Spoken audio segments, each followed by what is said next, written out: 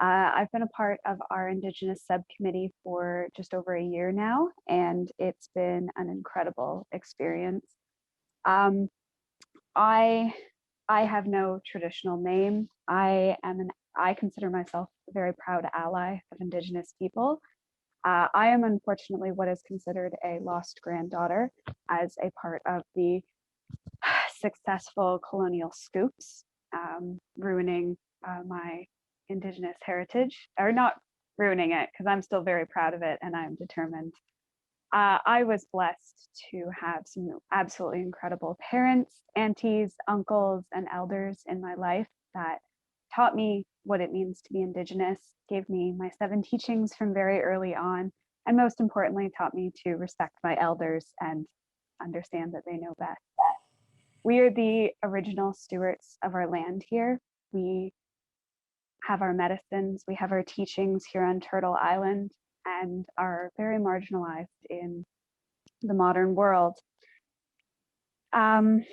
The most important thing that I've come to understand, both working in the wellness industry as part of UFCW Canada, but also as a steward for our land and an Indigenous person, is we have our medicine, and there's never anything better but going out to the yard and listening and having those medicines come to you, from the plants to the birds to just the fresh air. My work as a subcommittee member is really about bringing awareness to the things that Indigenous people face every single day and the drain on the mental health that it can bring on. From water accessibility, because we still have over 60 Indigenous reserves that don't have access to clean drinking water. And in a pandemic, being able to wash your hands, ration what you need to drink, and just feel safe with your water accessibility is incredibly important. And it makes me very sad that the government let that fall.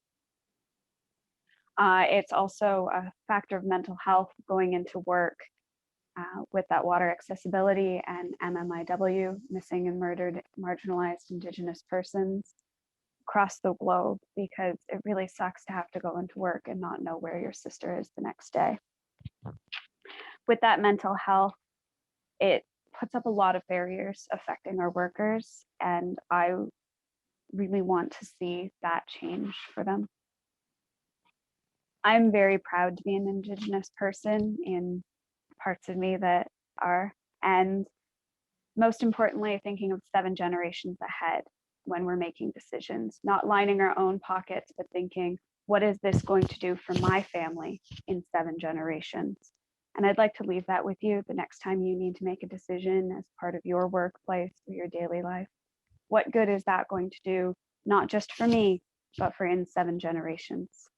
Thank you very much for the opportunity to speak today.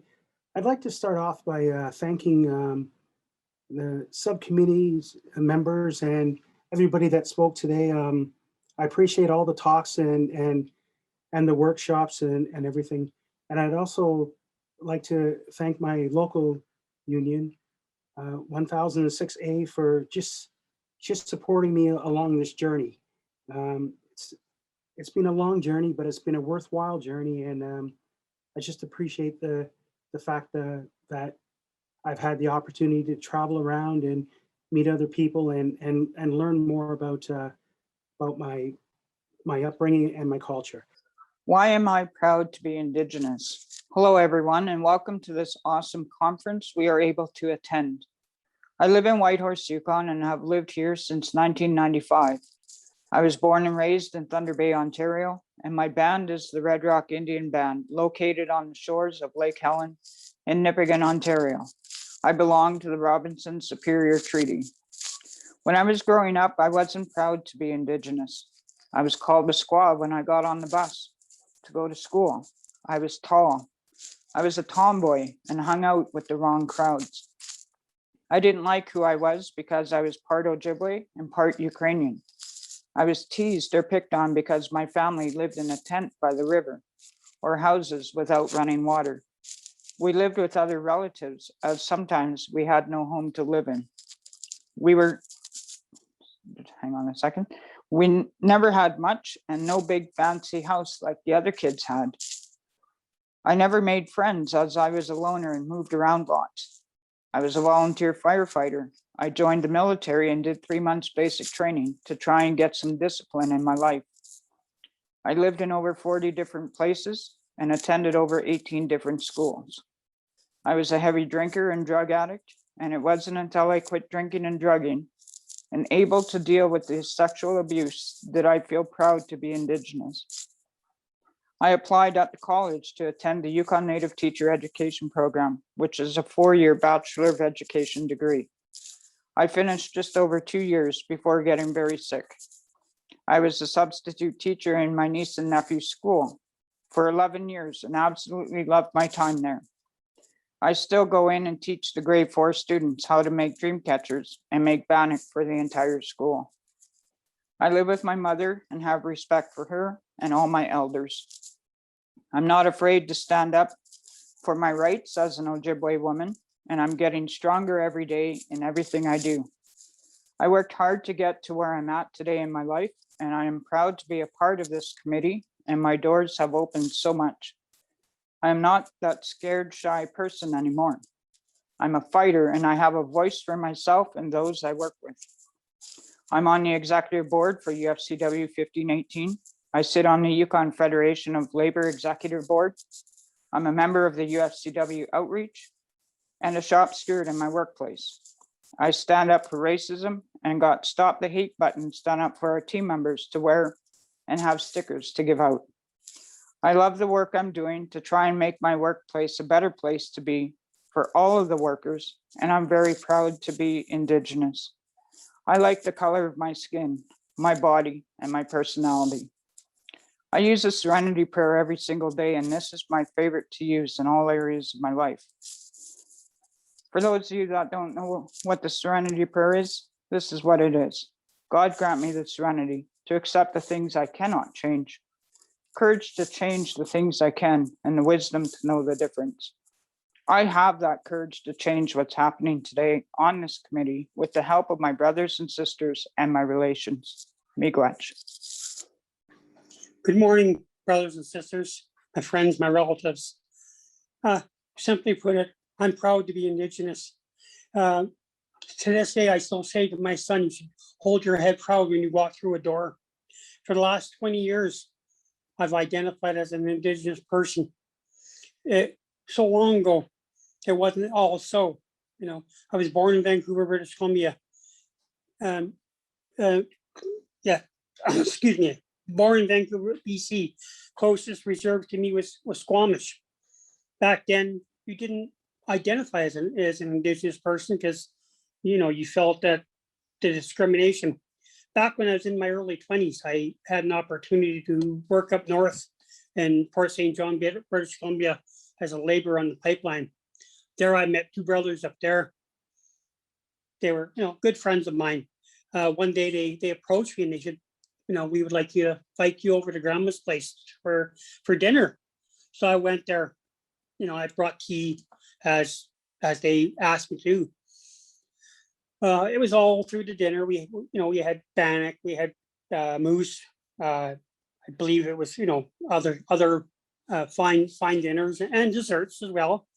Grandma didn't say nothing to me through the whole dinner. All she could do is smile at me.